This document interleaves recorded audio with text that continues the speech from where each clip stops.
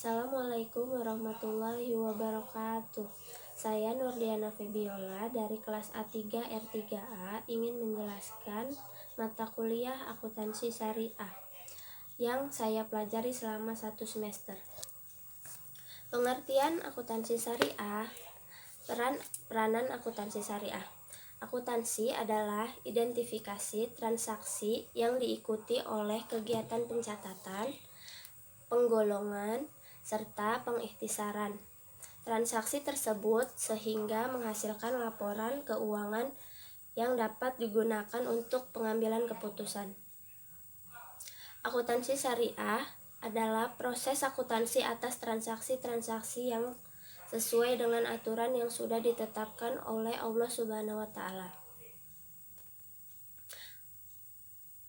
Faktor pendorong munculnya akuntansi syariah yaitu ada 2, sebagai tuntutan untuk pelaksanaan syariah, adanya kebutuhan akibat pesatnya perkembangan transaksi syariah.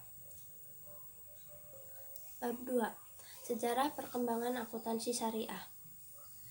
Tujuan pembelajarannya itu yang pertama pengaruh Islam dalam perkembangan akuntansi, praktik akuntansi pemerintahan Islam, metode akuntansi syariah, dasar-dasar studi akuntansi syariah. Kondisi sebelum Islam berkembang. Sebelum berdirinya peradaban Islam, hanya ada 2 peradaban besar, yaitu bangsa Romawi dan bangsa Persia.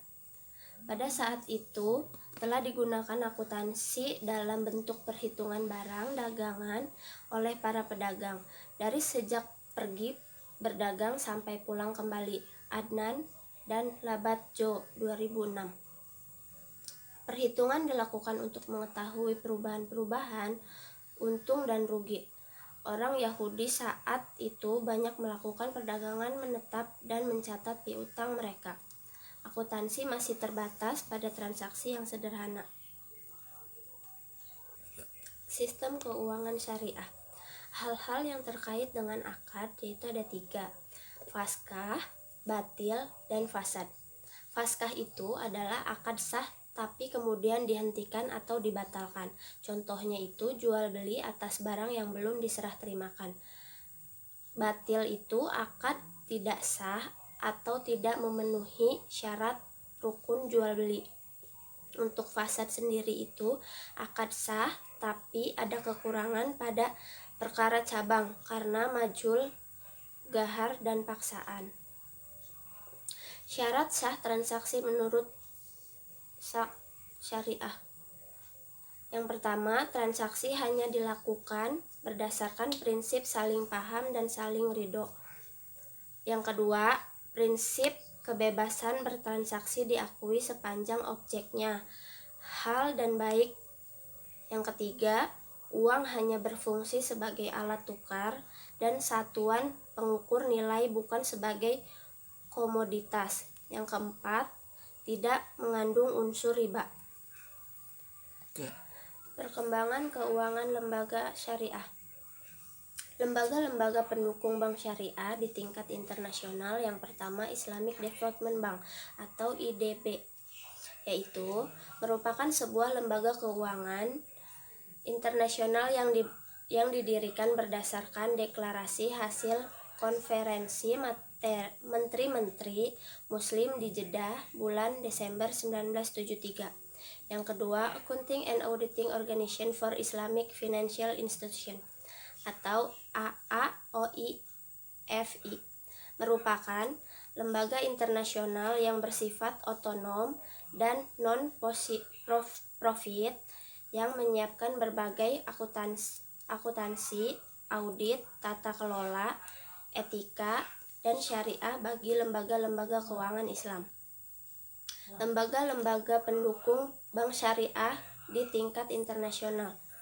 International Islamic Financial Market merupakan lembaga internasional yang didirikan untuk mengembangkan pasar modal dan pasar uang syariah secara global dan selanjutnya diharapkan dapat mengembangkan pasar sekunder.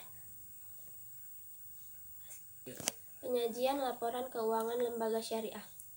Laporan keuangan pada perusahaan merupakan hasil akhir dari kegiatan akuntansi atau siklus akuntansi yang mencerminkan kondisi keuangan dan hasil operasi perusahaan. Laporan keuangan syariah adalah penyajian hasil akhir dari proses akuntansi dengan terstruktur sesuai kriteria syariah yang berguna bagi pihak internal maupun eksternal suatu entitas syariah.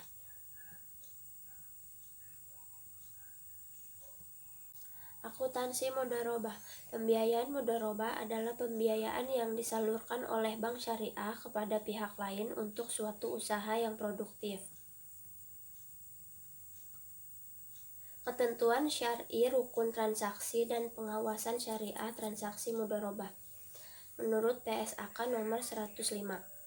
Yang pertama, mudharabah muqayyadah. Sohibul ma'al memberikan batasan kepada mudharib mengenai tempat, cara, dan objek investasinya. Yang kedua, mudharabah mutakalah. Sahibul ma'al memberikan kebebasan penuh kepada mudharabah dalam pengelolaannya. Dua jenis mudharabah muqayyadah dalam praktik perbankan yakni yang pertama, mudharabah muqayyadah executing, yang B, mudharabah muqayyadah canceling.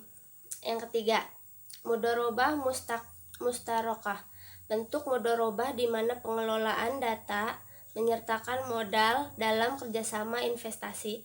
Akad ini merupakan solusi sekiranya dalam perjalanan usaha pengelola dana memiliki modal yang dapat dikontribusi dalam investasi. Akuntansi transaksi instisa atau instisa paralel. Akuntansi transaksi instisa dan instisa paralel, Bai'al instisa disebut merupakan kontrak jual beli dalam bentuk pembuatan barang tertentu dengan kriteria dan persyaratan tertentu yang disepakati antara pemesan, atau metode pembayaran dibayar di muka, dicicil, atau saat barang datang. Akuntansi transaksi salam dan salam paralel.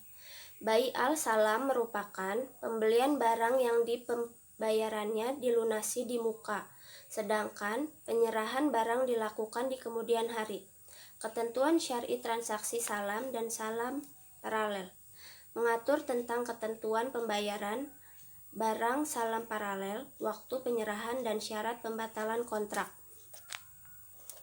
Akuntansi transaksi ijarah atau IMBT, ijarah dan ijarah muntahiyah bitamlik, transaksi sewa-menyewa yang diperbolehkan oleh syariah.